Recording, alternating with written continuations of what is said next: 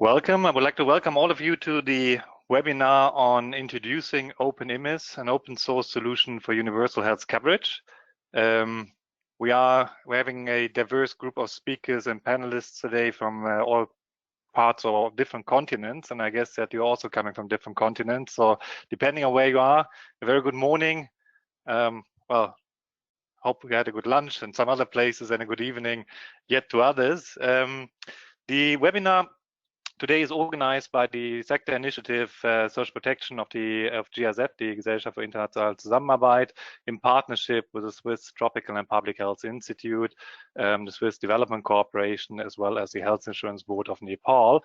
The webinar, as you see it, there are obviously quite a number of people behind, and I first of all don't want to miss to thank specifically my colleagues Victoria Rabowskaja, Sebastian Kuhn, and specifically Alicia Spengler for putting this webinar together with the help also of the colleagues of socialprotection.org. My name is Ralf Rademacher. I'm the head of the sector initiative on social protection at GIZ, and I have the pleasure of moderating today's event. So let's start with the webinar and quickly look at the agenda. I'm gonna give you, before we delve into the topics, a brief introduction on the content we are talking about, and afterwards we have a number of presentations. The first one will come from Alexander Schulz. He will give you an overall introduction to universal health coverage, UHC, talk about health financing and the relevance of management information systems for UHC. There is a need for IT solution, which will be further focused on by presenting the OpenIMIS initiative, so how OpenIMIS can contribute to UHC advancement, before we then turn to Siddharth Srivastava, who will walk you through the functionalities and business processes covered by OpenIMIS. And last but not least, Dr. Madan Upadhyay of the Health Insurance Board in Nepal will be presenting on the current use of OpenIMIS in Nepal and give us a deeper look into the user experience. So now let me introduce our speakers. Alexander Schulz, if you could, the colleagues in control of the presentation, kindly switch to Alex's profile page. That's me. And that's Alex, exactly. Super. Alexander Schulz is a sociologist with a postgraduate diploma in development cooperation. He's a co-head of SDC's global division on global programs of health. His areas of work include access to health care and medical products, social health protection and health financing, as well as health product research and development. Alex joined SDC as a senior advisor for health system strengthening and financing in 2014. Before, he worked for Novartis Foundation in Basel, where he held various positions, for instance, also in the Access program and as a research manager. He's currently a member of the Advisory Council to the Lancet Global Health Commission on high-quality health systems. The next speaker would be Siddharth Srivastava. He is a health financing specialist in the Health Economics and Financing Group of the Swiss Center for International Health, the Swiss Tropical and Public Health Institute. He's providing support to design and implementation, as well as research and health insurance projects, for instance, in Tanzania, Nepal, and Cameroon. And Siddharth is also leading the Swiss TPH team's efforts towards making the health insurance management information system open source. So part of that initiative, which we are talking about here.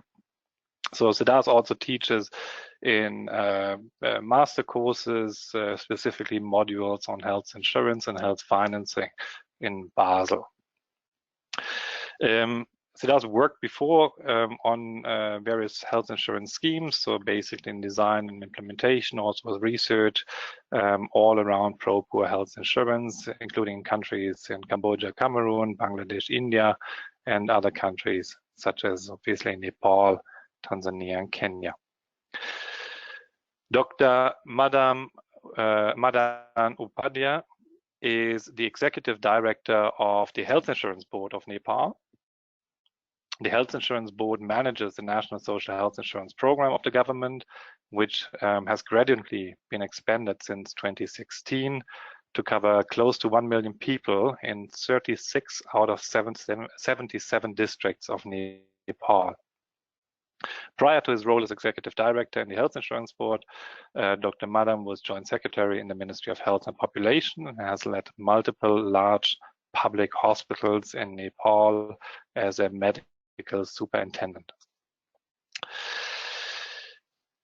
We will have these three gentlemen all presenting. And after we're through with all presentations, you will have the opportunity to ask some questions and to engage in some discussions, you as the audience.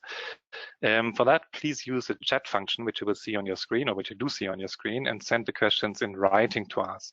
I would appreciate if you could indicate the organization you are from, as well as maybe where you are based, yeah, so that we have a bit of context. What's the background of your questions. Feel free to already type your questions during the webinar, so you don't need to wait for the question slot to be open. So just type whatever you would like to have more information on. And please be aware that Alex, who is the first presenter, will need to leave a bit earlier. So he will have to leave us at 2 o'clock, well, within an hour latest, which means if you do have urgent questions to Alex right after his presentation, we will give a short opportunity to ask 2-3 questions to him directly before we continue with Siddhar's presentation. Otherwise, we will be able to take up these questions also at the end, and I guess we have people who are able to answer it, and if we should not, then we would basically send you an answer in writing, so your question will for sure not be lost, which is, by the way, the case for all questions, which maybe for time reasons we might not be able to answer in the Q&A session. So we will not be losing questions. You will get a reply. We'll post them so that you can see them, see the reply to it. So now let's, with that framing, let's maybe get started and jump right into the topics. So what are we looking at today? What is OpenIMIS? So OpenIMIS is the first and only open source software that links beneficiary, provider, and payer data. So it's designed to manage complex interactions of a healthcare system and covers processes from enrolling or registering beneficiaries to transmitting and processing claims and calculating reimbursements for providers. It's a management information system and has a modular approach and is interoperable in structure, which supports a variety of health system business processes. Due to the flexibility, the software can be adapted to the various needs of low and middle income countries and to specifically reply to their path towards universal health coverage. The OpenIMIS initiative seeks to create and engage a global community of practice for software developers and users, as well as to provide capacity building services. We'll hear a bit more about the initiative later on. And the idea of this webinar is to introduce the OpenIMIS initiative, as well as the OpenIMIS software and the showcase of its application in Nepal. So the webinar will therefore be valuable to all UHC practitioners, policymakers, but also digital experts and development partners dealing with the management of health financing schemes and digital solutions. And I do hope that we manage to cover all your varying expectations and cover all the topics you're interested in. So I would now like to ask Alexander to start with his presentation, and we'll turn up our video to give you more space. Well, thank you very much, Ralph, for the kind introduction, and thank you to GIZ for organizing this webinar. I realized when you said the three gentlemen that we have a slight gender bias today, so I hope we can correct that for the next webinar session on OpenIMIS when, for example, we report on progress or so. So my task today really is to situate OpenIMIS in the wider frame, and we will refer mainly to universal health coverage, but obviously, as the title suggests, it's also a solution that tries to contribute to universal social protection. So what's basically the issue at hand, or the issue we want to address with OpenIMIS? I guess on the one hand, when you look at one scenario, we still have about 400 million people worldwide without access to a complete set of essential health services. So these people do not even have access to the whole range of services they would potentially need. That, of course, leads to ill health, and then that vicious cycle also to sort of individual poverty on the one hand, but also to societal welfare losses on the other hand. Economic, but also social losses.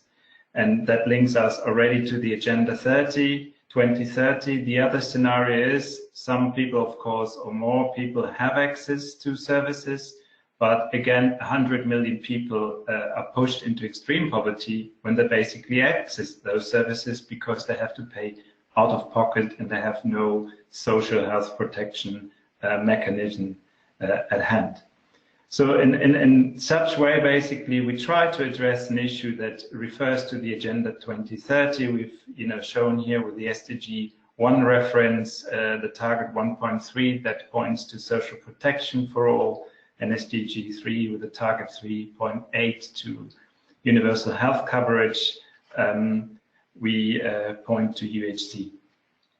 Do we have to move the slides? Next, please. Sorry, I have forgotten that. If you could just show the slide that I was just explaining. I'm sorry, that's my mistake. So that's basically the slide I was just referring to illustrate the issue at hand we try to address with OpenIMIS. Then we can move to the next slide, please. Now, as I said, I would refer more to universal health coverage as a frame, but again, I guess this OpenIMIS solution also applies to universal social protection, which would be a slightly different framework. As you see here, universal health coverage is on the one hand a target, as I just said, but it's also a systemic approach to basically improving health of people. And when we look at the different components of UHC, I would say we've got 4 in that very definition of UHC. On the one hand, we refer to access for all to health services. I was just alluding to the number of 400 million people who do not have access to the complete set of services.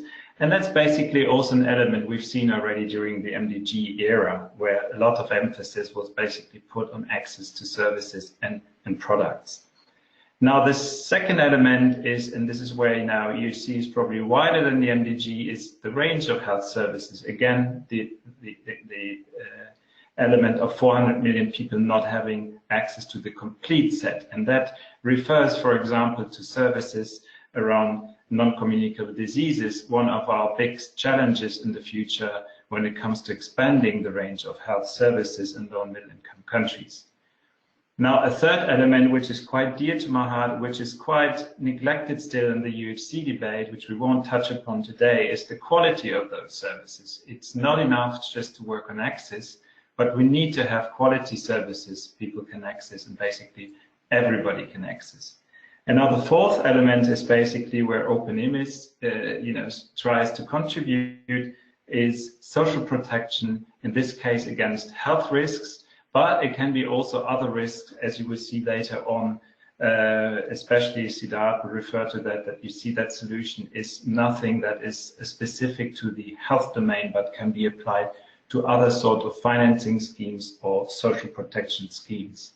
So very important for us is that this solution for us is embedded in a wider system, and this is why I've also put systems thinking.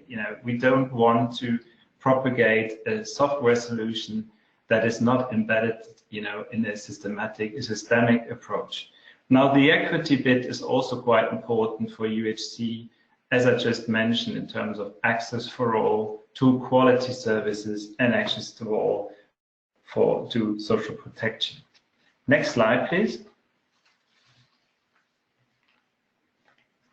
Now, why does it need OpenIMIS in that frame of UHC? If we start with the assumption that, you know, social protection and financing schemes, be that for the health domain or other social domains, is important and should be accessed by all, then we also need to accept, if we really establish schemes, and I guess my colleague and the executive director from the Health Insurance Board of Nepal will elaborate further on that. If you want to make that scheme available to all, you know, it entails very complex business processes. In the case of the insurance, for example, beneficiary, provider, and payer data, as Ralph said before, need to be linked. You know, that could be on the one hand beneficiary enrollment as one function, claims processing another one, or the provider reimbursement. Again, this is not specific to health only. Now, the focus of OpenIMIS really is more on the operational core of scheme management. So it's not so much as a lot of the solutions we see in the ICT space about monitoring, for monitoring purposes, you know, collecting of data, but it's really to improve and strengthen scheme management. Now, this is where OpenIMIS comes in, and eventually what we hope really is to contribute to the ability of schemes and those who run the schemes and own the schemes to expand them to hitherto excluded populations. Next slide, please. Now, what is sort of our value proposition? And I guess Siddharth again will elaborate in much further detail, especially those who are interested in the more technical bits of the OpenIMIS solution. The value proposition for us really is based on 4 main elements, and we believe that OpenIMIS has got the potential to become a global good that is available to all organizations and countries to advance basically the agenda, because it's not just the SDG 3, as I said, it's also social protection and other goals like poverty that, you know, can benefit from that global good. So the 4 elements in a nutshell are, on the one hand, we deal with an open source solution. So really it's already, as you will see later on with the link, a free downloadable solution. You can make changes to the code. Again, Siddharth will elaborate in more detail. And most importantly, as Ralph already pointed out, you know, we rely on a community of practice of developers, you know, that feedback new developments back to the community so that we can basically continuously improve the solution. The second bit, I just mentioned it, and that's also our belief that this is a contribution or makes the whole approach sustainable, is exactly that the continuous improvement of this solution is or needs to be driven by an open source software community.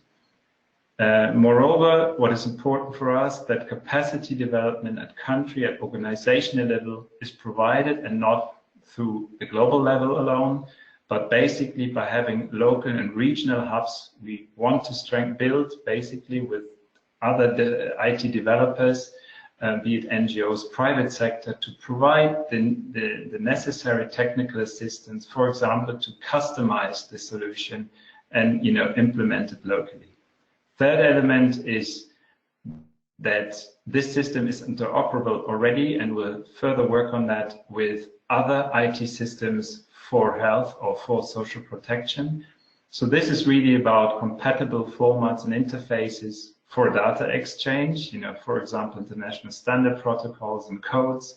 And the last element of our value proposition is really, as I mentioned before, this solution is adaptable to specific organizational needs or country needs, and it's built in a modular way so that you don't necessarily need to take the whole solution, but you can also take modules. I was before referring to beneficiary enrollment or claims processing.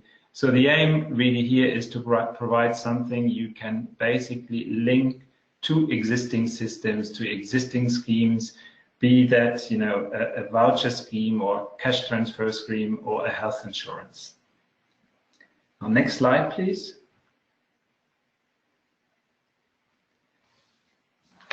this solution, as you probably realized, is not completely recent. It's basically born out of pilots that started in Tanzania. And Siddharth will follow my presentation. He works for the Swiss Tropical and Public Health Institute. It's them with a mandate of the Tanzanian government and my agency that designed IMIS. At the time, it was not called open because it was not an open source solution yet, but it was already a software solution specifically for Tanzanian district-based pre-payment schemes or district-based health insurance schemes. So you see, it goes back 6 years back. Then sometime in 2014, we saw there was some interest generated in other countries, basically through GIZ. Nepal showed interest, and I guess we will hear later on how Nepal has basically taken up the solution, adapted it to its needs later on in this webinar. So you see there was already a second country, and in last year we basically managed then also to provide it as an open source solution. Meanwhile, also Cameroon in 2013 applied this solution as well. And the next step, and I guess this is part of this webinar, or the idea of this webinar, is also to build the community of practice of developers around this open source solution. Next and last slide, please. Now, I was referring to the OpenIMIS community we are trying to build, or we are building up currently. And, for you to see that there are already some sources and links available where you can, get more familiar with the open source software solution. On the one hand, you got the homepage, but you've got also Wiki, which is basically the page for the community of practice to interact. You've got, as I said, the open source software itself downloadable on GitHub. And you have also available a first demo version of OpenIMIS. And last but not least, a service desk has also been already introduced and set up. So this would be my presentation, really, to set a little bit the scene in where we situate OpenIMIS in the wider frame context of universal health coverage and universal social protection, and what exactly OpenIMIS targets within UHC. Thank you very much. Thank you, Alex. That was a very good start. So we basically are looking at, if I got you correctly, at a system which is integrated also with other health information systems. So you're following a systemic approach, and it is scalable, and now it's globally available, which is quite interesting. And also with the 3 examples which you gave, Tanzania, Cameroon, and Nepal, it's a software which can be used at different scale. Cameroon is far smaller than the other 2 applications, so it is applicable for different contexts, and we now have a global support structure behind it, so which makes it easier for others to hook on and use the same software and be part of this global community, now developing the software further. But it's proven and tested, and therefore it is a safe bet to use it. That's very helpful. And just briefly to, if you have questions which you want to raise to Alex right away, related to his presentation, do that. Do type them in right now. We'll see whether there's anything urgent coming up. We have 2 aspects which are more common, coming from Raghavendra Guru Srinivasan, which are basically pointing to the fact that cash alone obviously is not the only solution, or is not the solution for tackling non-communicable diseases, and more needs to be done, and this is entirely agreed. So what we are looking at here at the webinar is obviously on how to manage cash flows in an insurance and or other kind of payment system, and so that's one contribution, but we are not saying that this is the only solution in a grand scheme of things. So this comment is well taken. The other comment was at the end, just as a reply to you as well, Raghavendra Guru Srinivasan, there will be a website mentioned at the end, which has some contact details. If you want to get in touch and send some ideas, do feel free. We have a question from Richard Churchill from Development Pathways Consulting based in Kenya, he at least, not the entire consulting, and why is the name OpenIMIS being chosen? Alexander, do you want to come in on that? Yes, I can do that. Very good question indeed, because we had a few discussions around that. I guess it's like very often, you know, I start with the second bit of the name. This is how it started in Tanzania, and IMIS really stands for Insurance Management Information System. This is where it comes from, because it was specific for a situation in Tanzania where we were looking basically at health insurance schemes, and open comes from open source, you know, freely available. Again, now we had some reflection on exactly, because we don't think it's only a solution for insurances, that, you know, we sort of keep the abbreviation, the acronym, but we really want to make sure that people see that this is a solution beyond health insurance, and not just other types of insurance, but really financing schemes or social protection schemes. That would be my answer. Yes, absolutely. To which is my reading as well, to which I would concur. And it is able to go beyond health and can be used also for manage different prepayment schemes or different payment schemes in more broad terms. So if there is no other urgent question coming in, I would like to thank Alex for his presentation, and we move to Siddharth Srivastawa's presentation, who will walk us in more detail through the functionalities and the processes of OpenIMIS, and how it can look like, and give us a more concrete idea of the software. Siddharth, please.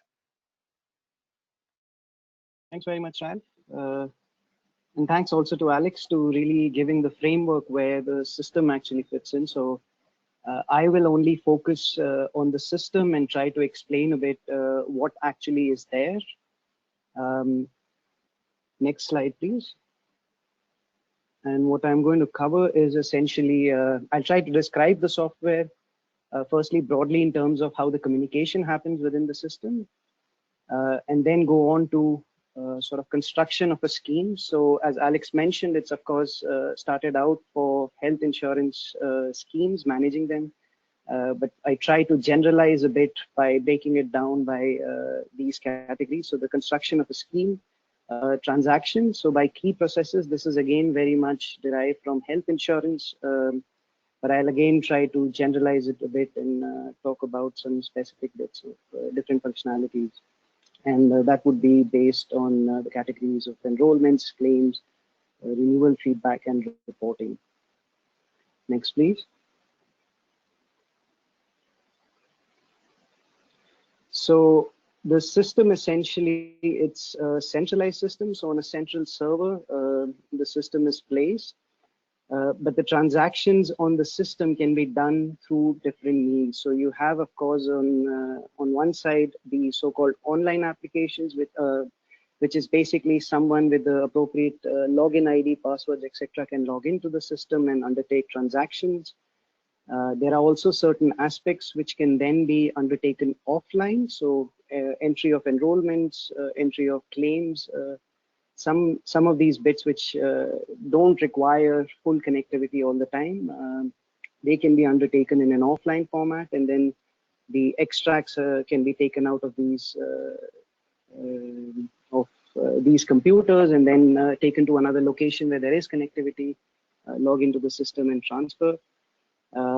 There's also a mobile phone component. So some of the key processes, which I'll explain further, they are also supported by mobile phones. So here, mobile phones can then send transactions through the mobile internet connection. Or if there are areas where maybe the internet connectivity is not good, so even from mobile phones, one can take extracts out. And so in terms of construction of a scheme, the first building block is essentially the different actors. So you have on one side the insurer, who then has its own structure. You have managers, accountant, data entry operators, etc. So all of these different levels are created in the system. You then have the service provision side. So you've got the health facilities of different levels, primary care, higher level care. Next, please. And then at these different health facilities, next slide, sorry, the next key, if you could press that, please.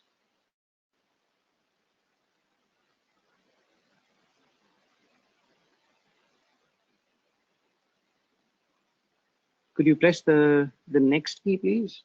There's some animation on the slides. Yeah, thanks.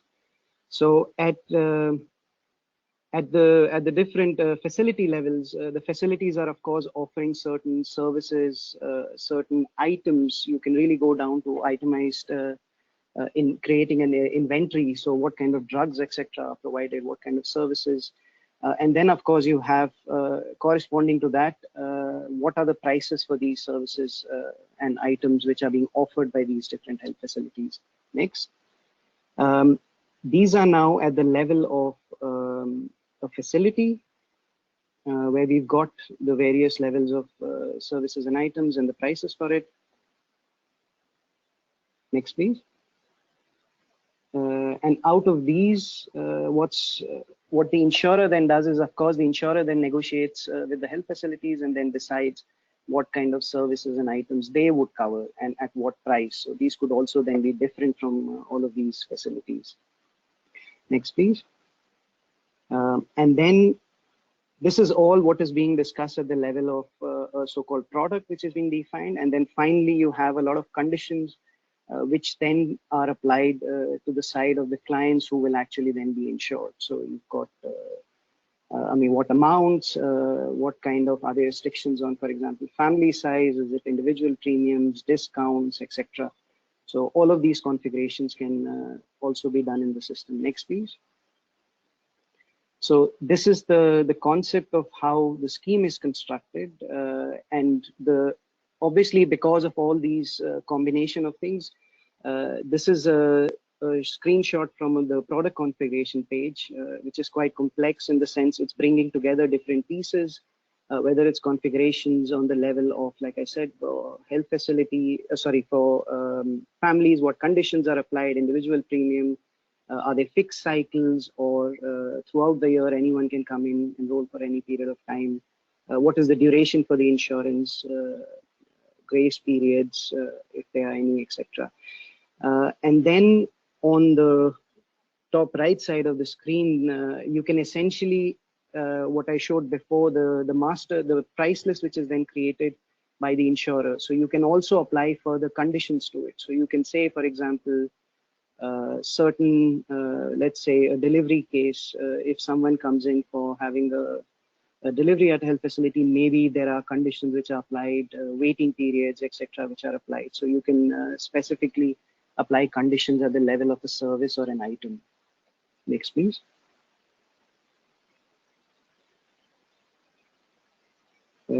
So this is the configuration at the level of what applies to households, what applies to individual services and items which are offered. Next, please. And then there are also conditions which can be applied at the level of a product. So you could have a condition which says, okay, I don't want to have an individual per person ceiling, but maybe you would like to have a household level ceiling, for example. Next, please.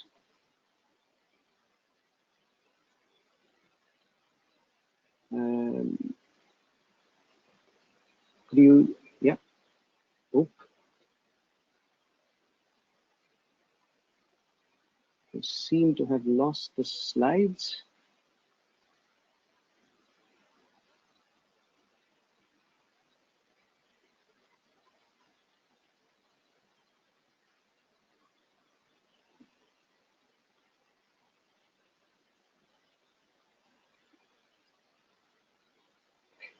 All right, we are back. Thanks for coming back here. Could you go back, please? I think you've come quite far ahead, further back.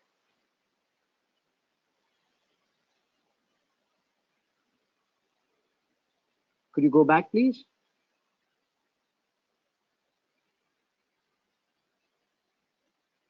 It's the slide should be called Product Configuration 2. Yeah, this is fine. Yeah, that's fine. Oh. it's product configuration 3 is the slide, the title. Yeah, that's the one, sorry, yeah. So as I was saying, there's certain configurations that you can then apply at the level of household, a product. The ceilings could be different for hospitalization, for non-hospitalizations, are they co-payments or not? And also some other forms of capitation systems. So here, for example, there's a capitation system which one could configure, which says that there are certain weights which are given to the population, to the number of families which are insured in the area, and depending on the utilization rate. And you can say what weightage you give to different kind of adjusters, and then accordingly the system calculates what remuneration is paid out to the health facilities. Next slide, please. So that's a bit on the configuration side of how a scheme is set up and how products are configured. This is now to elaborate a bit on standard enrollment processes. So now we are trying to build a database of a beneficiary. So this is one standard case where, for example, in an informal scheme, setting an agent who is supposed to enroll people would go to a village, try to convince a family, and if the family agrees, they would then give some contribution towards their enrollment. An enrollment form is then filled up. There's one form per person, and at the bottom of the form, there's a perforation, and that basically is teared off, and that essentially is the insurance card, which is then just put into a plastic lamination. So the enrollment forms are filled at that time. The phone is used to scan the barcode, which gives the ID number and connects the details of the individual to that particular barcode, to that ID number. Once the ID numbers, etc., are done, the pictures are taken, and that's the main basis for identifying an individual, the picture. And then, as I mentioned, the cold lamination is used. The cards are then created and then handed over to the member. Thereafter, the forms actually need to go back to the insurance office along with the money, and all of this, once it's reconciliated, it's put into the system and the policies are activated. Next, please. What we are now trying to also do is there is a new generation of apps which basically replaces the need for filling up an enrollment form. So if required, one could directly enter all the enrollment data as well into the mobile phone application. And also in contexts, for example, in Tanzania, we're trying to link it up with mobile payments, which the government now accepts as a formal form of payments in government systems. And that would essentially mean that this last step where there's a red line could be eliminated, which is there's no need then to wait, have more delays in the transaction of the form and the money being transferred back. Once it's entered into the system at the level of, at the point where the enrollments are done, the enrollments can also then be activated. Siddharth, for keep an eye on the time. You're coming towards the end of your time. Right. And you have a few more slides to go, as I see. Yeah, I'll speed up a bit. Next.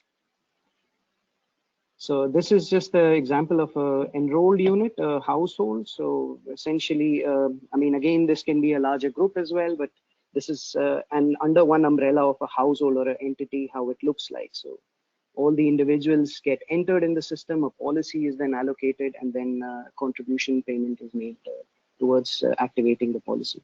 Next, please.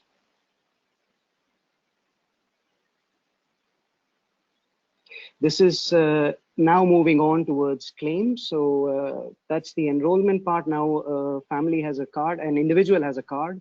They essentially go to a health facility, and this is how they verify it using the mobile phone. The mobile phone scans the barcode, sends the message to the server, and the server then responds with a picture of the individual, details like whether the person is active, what kind of ceilings, etc. are remaining.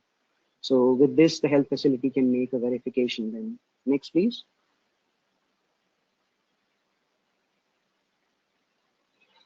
The claim submissions, they are done in different ways. So a health facility can do it through mobile phones directly. You can use online clients, offline clients, paper forms. All these combinations can also work together. And in the offline and paper, essentially, you can physically then transfer it off across to the office, the insurance office or so, where they can make the entries directly on their computer where they have internet connection. Next, please. And once all the claims come in, then the system takes over some of the internal processing of these claims, and it's then split up into different stages. So there's one level of automated checking. There's another level of manual checks, which a medical advisor can undertake if they wish. And then there's automated final claims calculations where all the ceilings, etc. are done. And then one can generate reports specific to health facilities, how much has to be paid for what time period, etc. Next.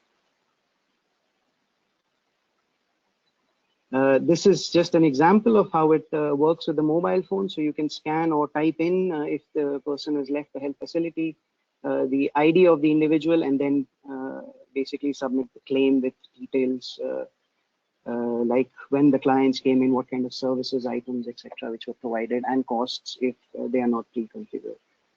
Next, please.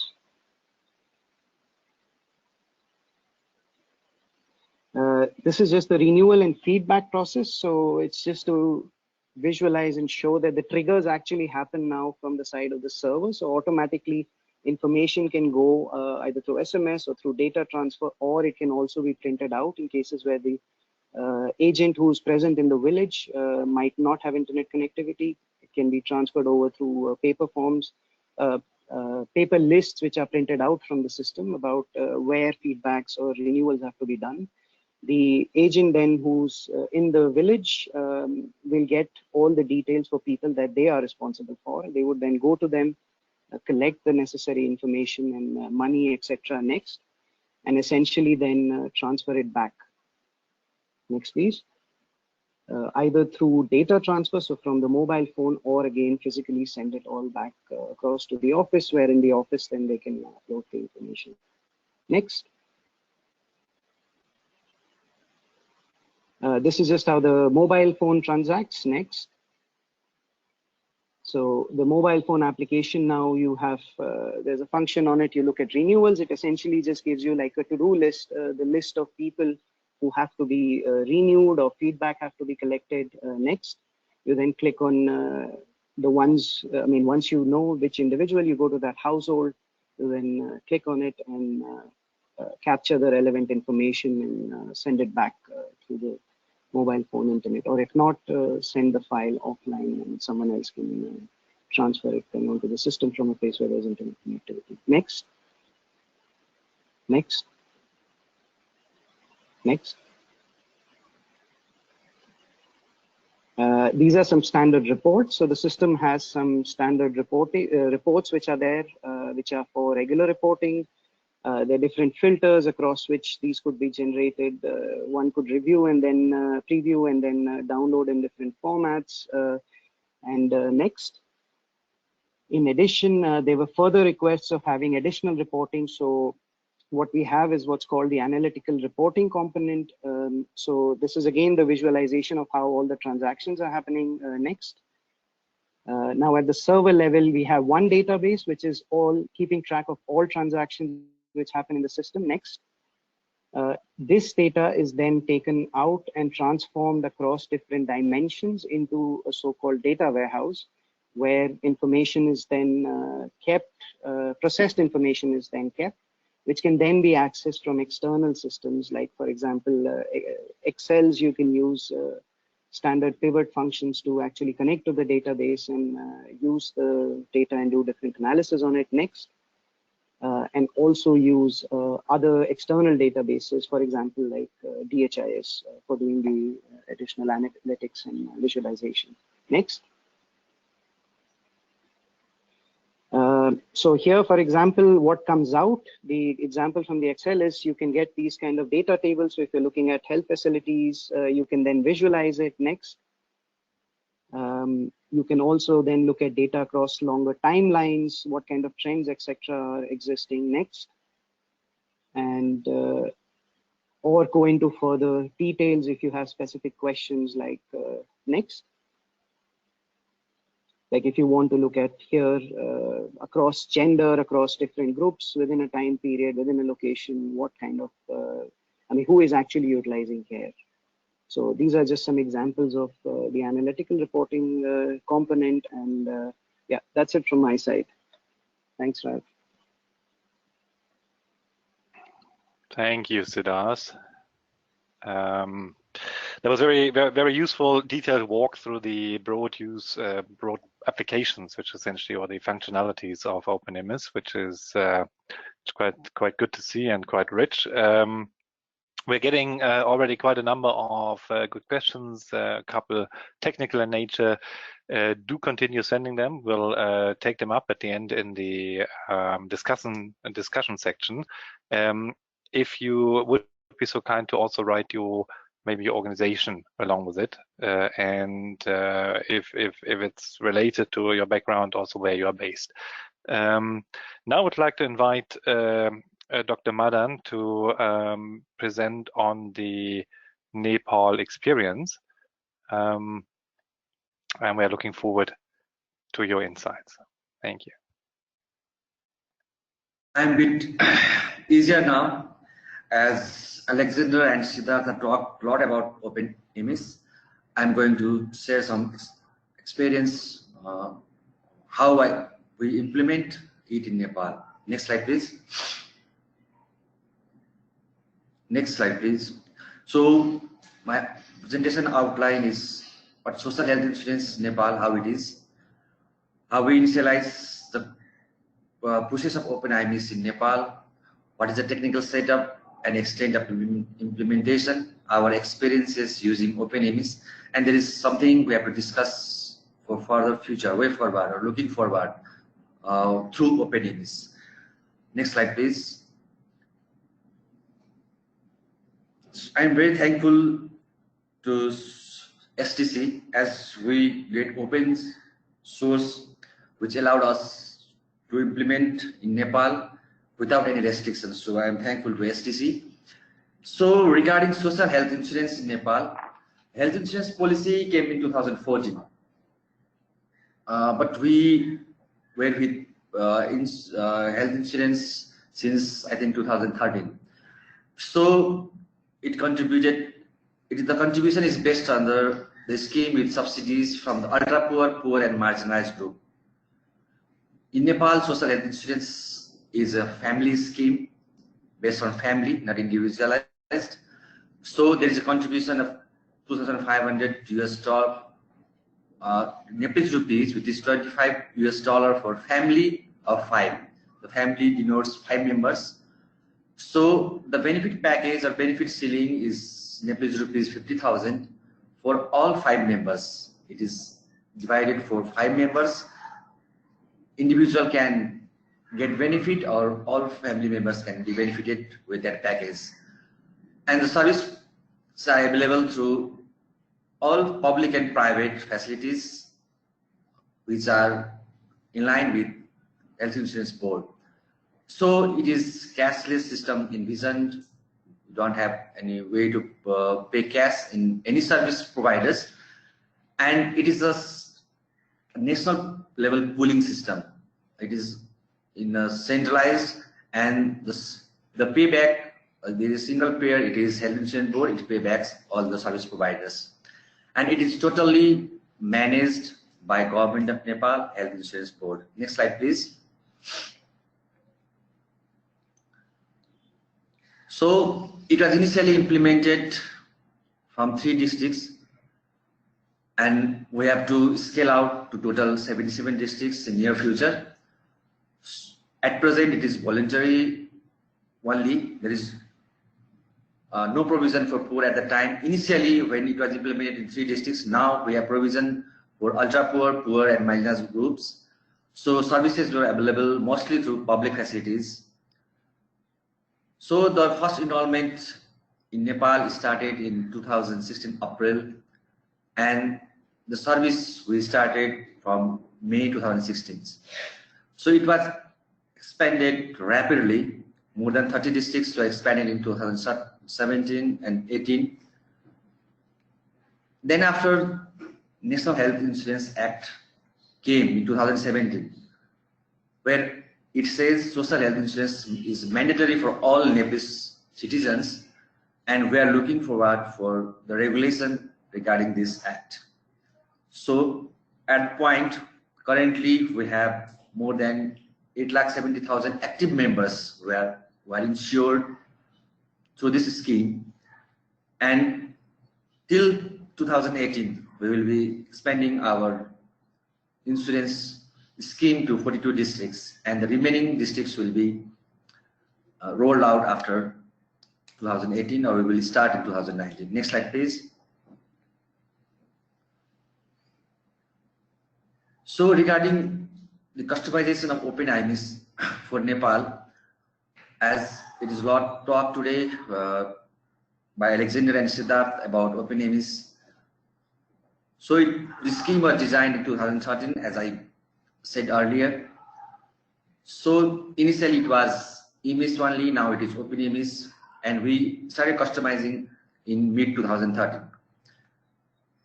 There were requirements collection and resource requirements calculations done in mid-2013. Then in 2014, the final customization were done with modifications to code, and we update some functions from Tanzania, we update some functions of Cameroon, and we introduced new functions which were practical for Nepal. So the customization modification of codes were done in 2014, which are technically assisted by GIZ, for which we are very thankful. Next slide, please.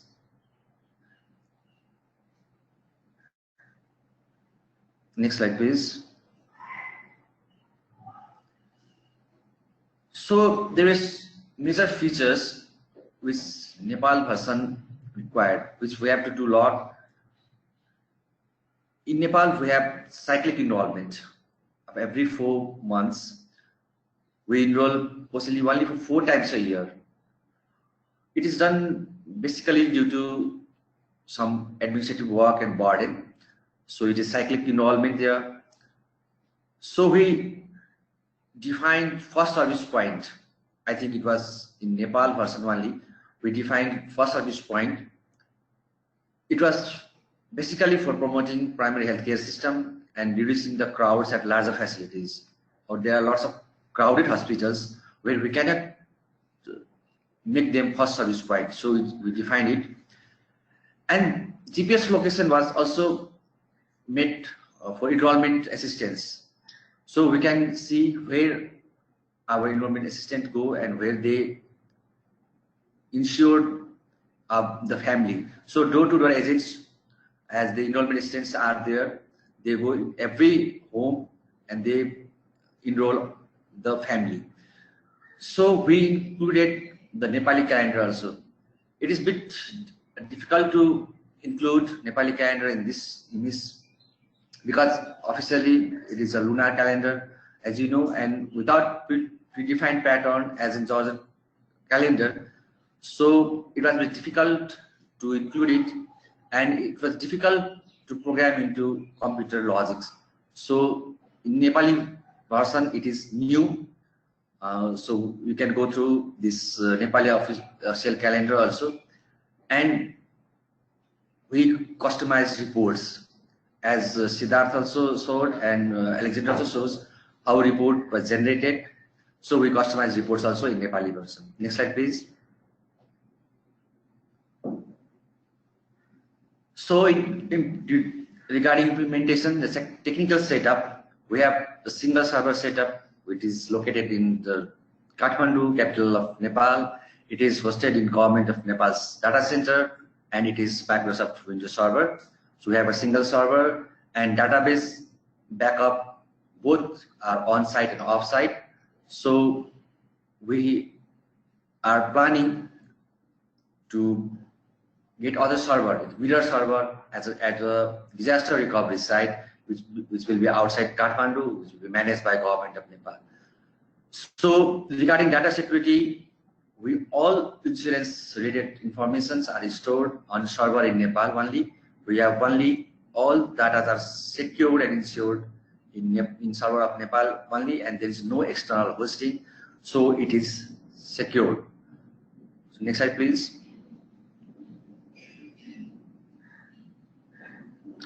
So OpenIMIS deployment in Nepal, you can see in the map. There are 77 districts. And there is central server in Kathmandu, and you can see there are districts where this insurance is active, and there are many remaining districts where we have to roll out our insurance program. So till date, we are providing service from 36 districts, sorry. So we will be providing service in the end of this from 42 districts. Next slide, please. So what does OpenIMIS do for health insurance board in Nepal? There are lots of supporting works which we have done. It supports the management of core insurance process through enrollment. We have enrollment, door-to-door enrollment is there. At present, it is mix of paper and digital both, and we are planning to make it digitalized. We do verifications at health facilities before giving service delivery. So verification is done at health facilities, and claim submission is also done through it from each health facilities to provide service, and after service delivery they submit the claims, and it is reviewed at the center from health insurance board, and we analyze the data for further.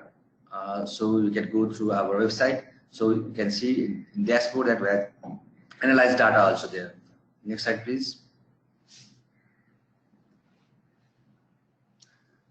So in number, we can say there are 8,70,000 actively insured members, and there are more than 607,286 claims processed.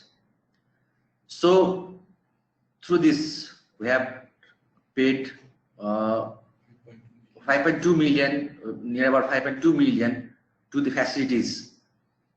And surprisingly, you can see on June 11th, it is the largest total claims which we have received in a single day. 6,553 claims were received on the same day. It may be due to the end of fiscal year in our country. So there are larger number of claims has received. So it is a strength, I think, of OpenIMIS that this big number of claims can be received in a single day. Next slide, please.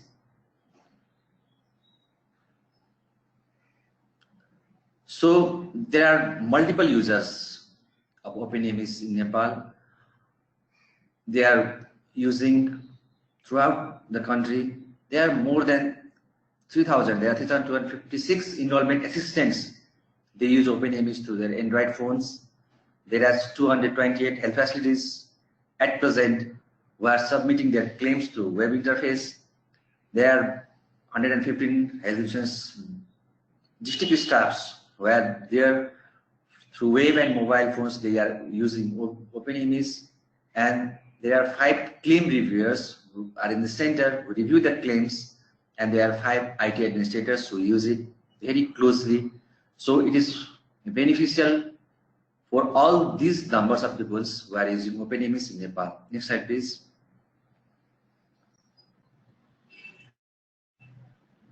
So what we experienced during using OpenIMIS in Nepal is that it is a very stable system. Very little downtime is there, and there is no major incidents we faced till date during implementation. And it is very flexible with product or scheme changes. So we change our product and schemes. We didn't experience any troubles till date. So OpenIMIS has been able to support the changes. So it is very flexible with schemes, and we can locally code it or develop it or customize it over here, as we have introduced Nepali calendar in it. User interface is changed as we use Nepali language.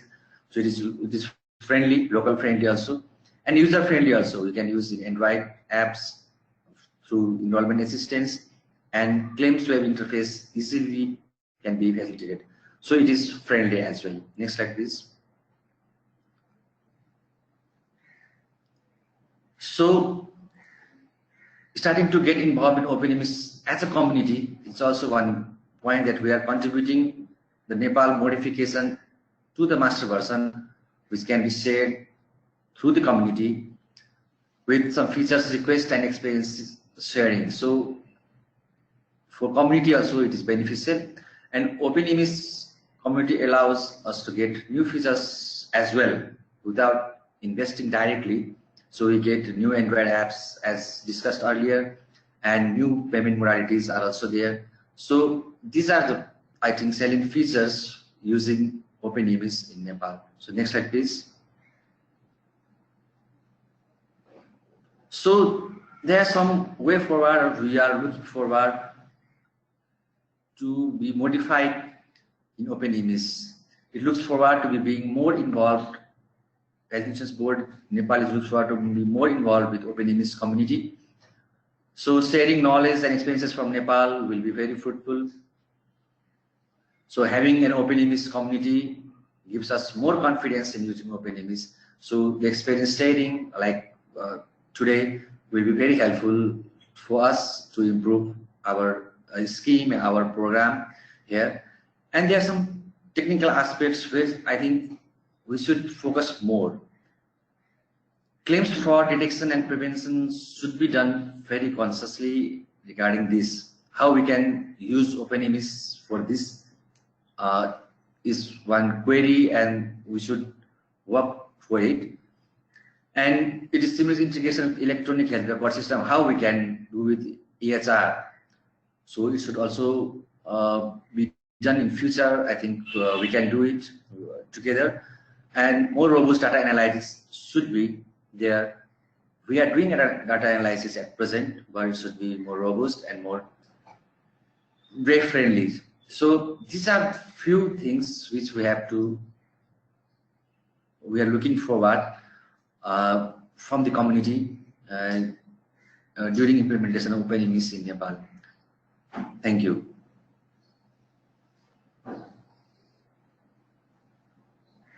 Thank you, Dr. Manan. That was excellent insight into seeing the real-world application of the software, not only talking about the software, but also at the end connecting us again back to the OpenIMIS initiative and what you hope to get out of it. If I could ask the panelists, as we are now entering the round of questions, to switch their cameras on so that we are essentially constituting a panel. As you know, Alexander had to leave, but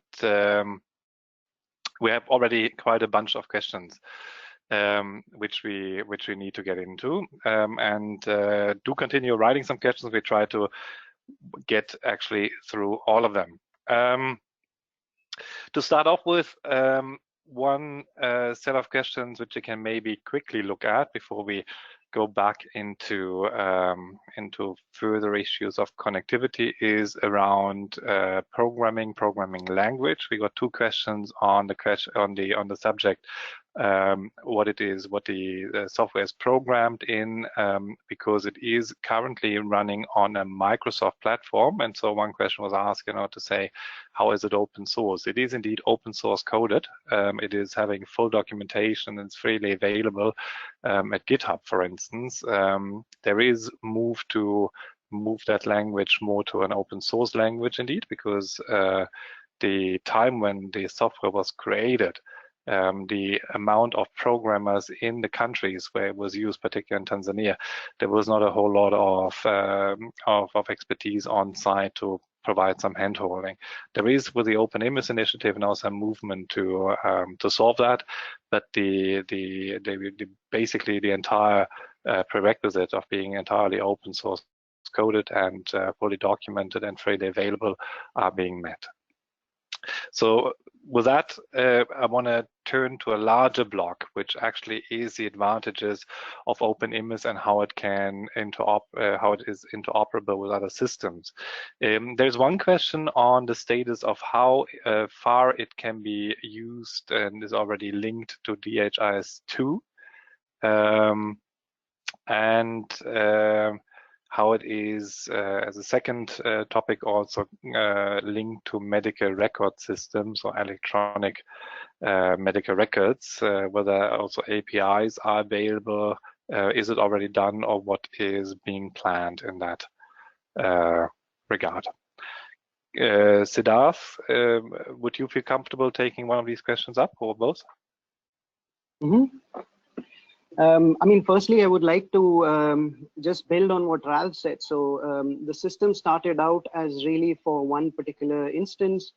We looked at what kind of resources were available. It was a local company which did the whole development. In Nepal as well, it's actually local developers, which the insurance team has now in-house, who are supporting the system there. So it was a lot driven by what kind of skill sets were available. I mean, even with the company we work with in Tanzania, there are lots of turnover. People are coming and going, but there's always enough capacity on that programming technology. So that's how it started. Right now, I would actually point a lot of these questions. Also, I think you will get some answers if you look at the Wiki page, which Alex had shared, and there's also the technical roadmap which is there, which I think tells you now. With the global initiative coming in, there's a different perspective now of how the system should be more sustainable in terms of interoperability, on modularity. And so the perspective is coming from more the global initiative side as well, to really look at these dimensions to make it more scalable. And that, I think, is reflected quite a lot also in the technical roadmap. So I would also urge everyone to have a look at the technical roadmap, because I think a lot of these questions are answered there about interoperability, modularity, what we are looking at. Just concretely in terms of modularity, the question of DHIS, I think it's being raised in Nepal as well as in Tanzania. And in Tanzania, we are trying to start out with development of APIs through which these integration would be done. So whether it's with DHIS, whether it's with electronic medical record system, the idea would be that we start with this. Right now, it's at the state of mainly the enrollment module, so the enrollment parts which are being done, but the idea is to expand it and offer it to cover integration with other systems as well. And there also, there is, the adherence to international standards, so also HL7 resources are being looked at in that context. Yeah, I hope I was able to answer that to some extent, and otherwise I would urge everyone to look at the technical roadmap for this. Which is also to some of the questions from Harsh, for instance, which are now coming in. I guess that's answered.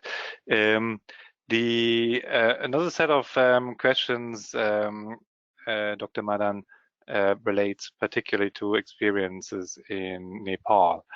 One, for instance, is to stay on the technical side first. Well, no, let's go to some of the implementation aspects, actually.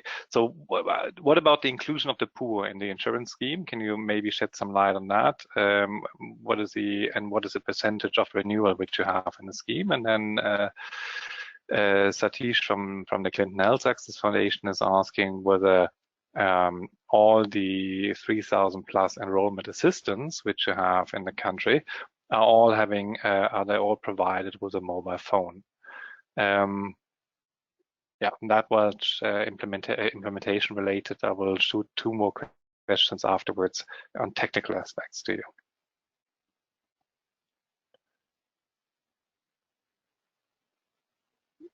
Can't hear you. So regarding poor, I think government had identified only from 25 districts. The ultra poor are identified, and they are all basically we have implemented in all 25 districts our program. There is health insurance is covered, and we have insured more than 1 lakh people from ultra poor. They are insured at present date. So the government didn't have identified all ultra poor population from 77 districts. So if government will identify all ultra poor people from all 77 districts, we will be able to insure them in our scheme. So at present, we are only limited to 25 districts, as they are identified, and they are all being insured gradually. So regarding mobile phone supplied for enrollment assistance, we have supplied all enrollment assistants with mobile phones, Android. They are using it to ensure the family. So what next was, I think renewal percentage, regarding renewal percentage, it is a bit low compared to last year, I think. We are in initial stage of implementing this, and we are not expanded our program to all 77 districts. Only at present we are in 36 districts providing services. So the renewal percentage is, I think, more than 50%, and the renewal percentage is not up to the mark, is all due to the service providers, which the insured are going to take service, and they didn't get the services provided by those institutes. So the percentage is a bit low regarding renewal. I think it was the 3 questions. Okay, thank you. Maybe in the same vein, as we're still speaking about the implementation related aspects, is this software helping you to discover any fraudulent claims as well? Do you have the impression that this is a useful tool for that as well, or is there more to be done to try to look into that? It is useful to detect fraud, but we have to modify it. I think we have to do a lot of things regarding fraud detection through this software. I just presented you what we are looking forward. We just identified 3 frauds through this system with OpenIMIS, with this software. So we noted that this is a fraud, so we have to clarify it. So there is a problem in over-prescription. How we can identify that fraud if it is over-prescription? So there are a lot of things we are getting in day-to-day claims, and we suspect that it is a fraud, and we detect it and we finalize it by asking them the supportive documents. If they provide to us the supportive documents and we are satisfied with those things, then we can clarify the frauds. What we want is, can we make OpenIMIS capable of getting all those frauds through the software? Now we are doing by our claim unit or IT unit. Can the software will be capable of detecting the frauds and clearing it out? It will be useful. We can do by this. Okay. So we must have to make it very smarter, artificial intelligence, that it can detect the fraud and rectify it. Indeed. 2 questions. Maybe the first one to Siddharth. Can you shed some light on how clinical data is being encoded and the information and surgical procedure codes which are being used? And then in Dr. Madan, if you could say something about the storing of treatment histories of beneficiaries and how privacy can be ensured. Yeah, on my side, so about surgical procedures, etc. In the system, as I explained in the conceptual part of constructing a scheme, you can essentially build a register of services and items which are going to be offered. So you can play around with it, and depending on whatever standards I use, you can use the existing codes, new codes, whatever is required. And the question of then linking with other registries, that's again, I would point you to the technical roadmap of what's being looked at. But essentially, you can configure services and items with whatever codings and certain other conditions which you can place for fraud prevention.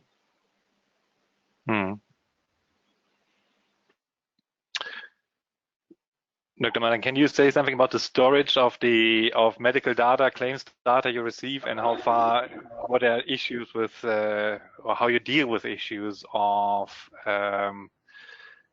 privacy? The patient history is encrypted in server, and the server behind firewall in government data it is stored in government center. So it is secure and it's private. It's only with the government. Okay.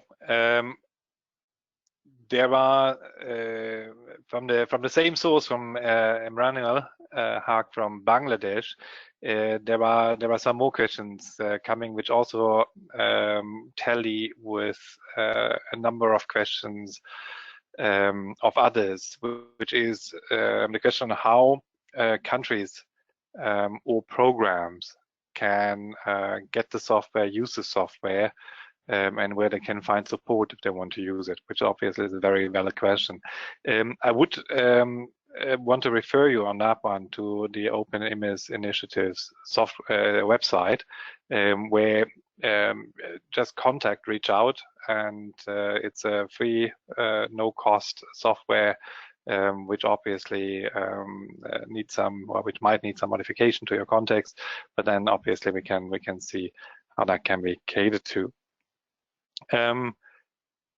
There is a question from Richard again, Richard Chirchir, on he recognized that for the Nepal context, the system was customized to Nepali language. And he's asking, does the core source have a multiple language capability? Guess Siddharth would be able to speak to that. Are you? Nodding. Yeah. Yes, I mean, the system applies at any point in time. Any instance can have multiple languages. So I think Nepal uses English, Nepali. There's in Congo in English and French. In Cameroon, it's English. And in Tanzania, I think it's English and Swahili. So at any point in time, 2 languages, yes, can be used in that same instance. And it supports other languages as well. Right. And as you mentioned Congo, Siddharth, there is one question also on the number of countries using it. The presentation we've shown the somewhat maybe larger applications, Nepal and Tanzania being the largest users, both particularly also Nepal with a national insurance scheme and a national ambition. Tanzania is moving the same way. Cameroon is also using it, but also for a localized scheme. And there are pilots in Congo, DR Congo, and Chad, isn't it? Yeah, DRC is the first French implementation of the system, and now there is a pilot also starting in Chad. Mm-hmm. So, which makes it 5 countries currently using it.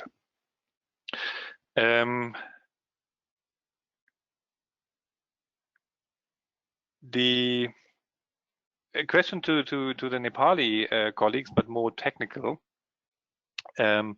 is coming from Harsh, asking how big the database is. Would you know that by any instance, and whether you had any scaling issues in that regard?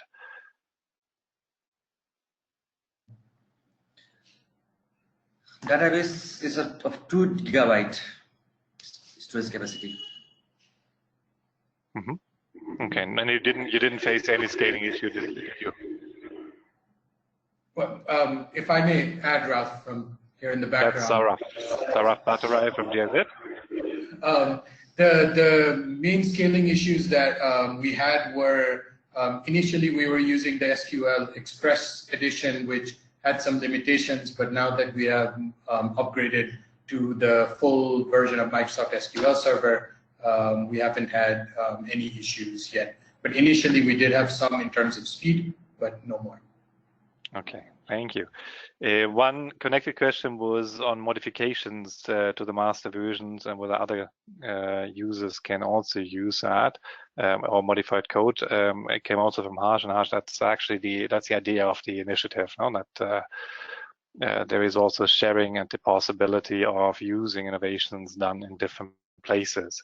There is Michael Stahl asking a question on the the integration again of systems like DHIS2 and whether and then open medical record systems or anything of that sort, and whether a integration via HL7 file has already been tried or is being planned, I would add. So yeah, if I may again, the HL7 Fire interface is planned. It's part of the technical roadmap, and we will be. No one has experimented with it yet, or maybe someone is doing it but hasn't published it yet to the GitHub, so we don't know. But it's definitely something we're thinking of. And in terms of submitting the modifications that Nepal has made, if we look at the GitHub, there are different branches already to the master version, such as the Tanzanian dev version and the Nepal dev. And that's where we are committing our code of the modifications, and we will be putting in pull requests so that the OpenIMIS community will accept the modifications that are deemed the most useful to all implementations. Mm-hmm. There are two more technical questions, which I shoot both your way, Saraf, as well as Siddhar's way, probably. One is, and I actually even have to read it out, can we change the UX, and is the setup limited to just Windows hosting, which to my understanding for the time being it is, but this will be changing, isn't it? This was a question from Edwin Omani. Yes, so again, we would like to refer you to the technical roadmap where it's laid out that we will soon be changing to partly, in parts, to other platforms than Microsoft. So it'll be a mixed platform for a while, but then go into a fully, I wouldn't say we're not fully open source yet, our license is fully open source, but being implemented in open source coding standards. So currently we are all Microsoft based, but as the technical roadmap prescribes, we will be moving slowly out of the Microsoft platforms as well. Yeah, do see the link which was shared in the chat here in the chat column. Alicia sent it to you. It's the technical roadmap is obviously a living document, so there will be further changes, and it is modified as the community goes along. But if you are interested in some of these technical aspects, do take a look at it.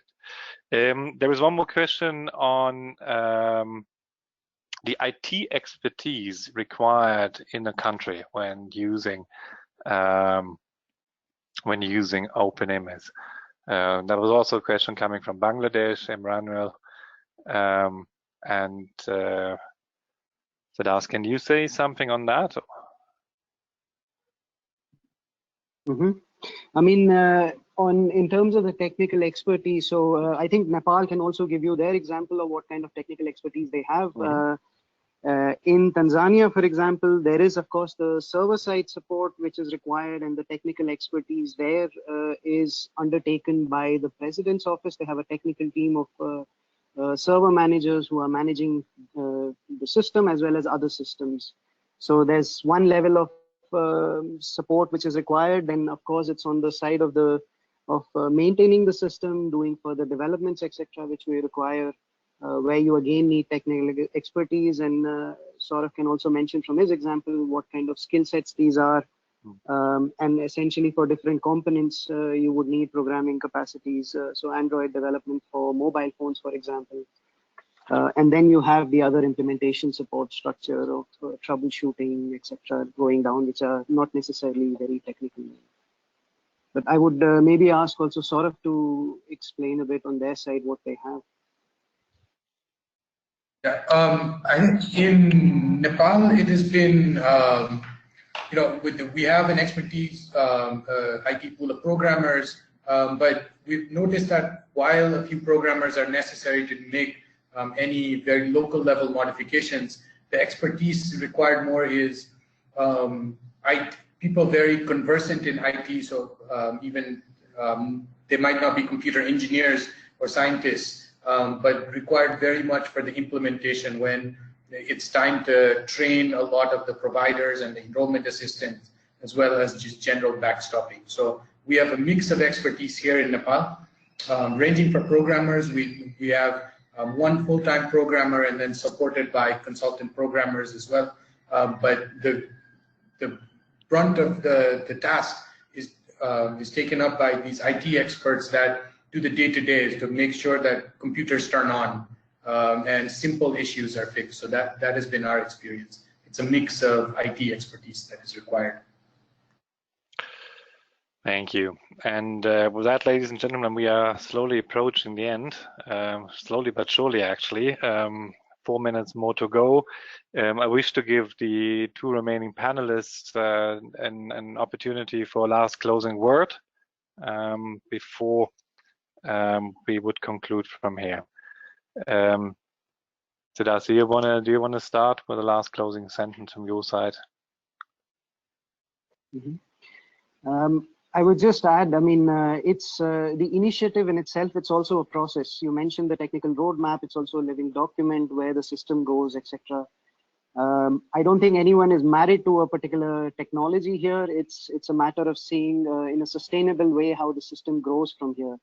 And I think that's really at the core of the OpenIMIS initiative. And that's now taking the direction forward of the system, coming with a different perspective. Not necessarily a country implementation, but more a global perspective here. So yeah, looking forward to exciting developments. Thank you, Dr. Madan.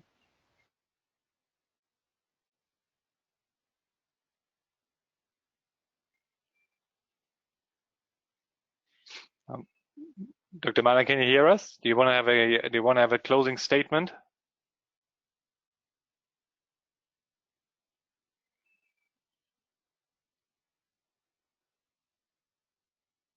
Can still see you, but don't hear you. Can you hear us?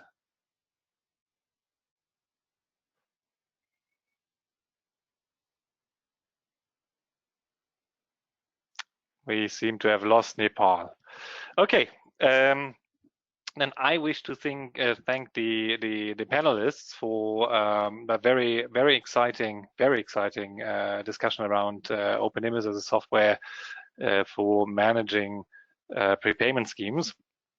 And we're getting Nepal back on the line. That's very good. We are back. Perfect. Dr. Madan, do you want to have a closing remark from your side? I just want to thank you all. We had a good discussion today. And just I share the experience. It is very short, but I think we have to do a lot to make it smarter. So looking forward to the smart OpenIMIS. Thank you. Indeed, thank you for all of you for shedding some more light and actually giving some meat to the bones on what this is all about. I thank the audience for the stimulating questions, and they were plentiful.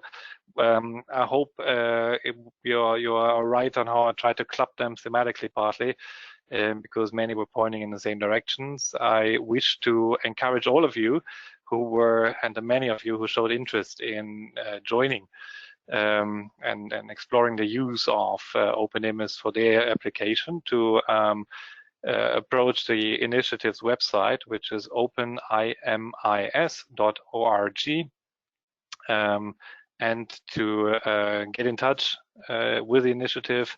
Initiatives do by nature, live from many hands and shoulders carrying it, and therefore, the more the merrier. Here we want to have broad applications and many contributing people thinking and making things go better. I wish to thank the colleagues from socialprotection.org for running and hosting this webinar on the platform. That was very useful and very practical. We had a good connection. I would invite you to stay on, all the audience, and answer a short survey. And we look forward welcoming you to the next webinar. Thank you all. Do answer the survey, and goodbye.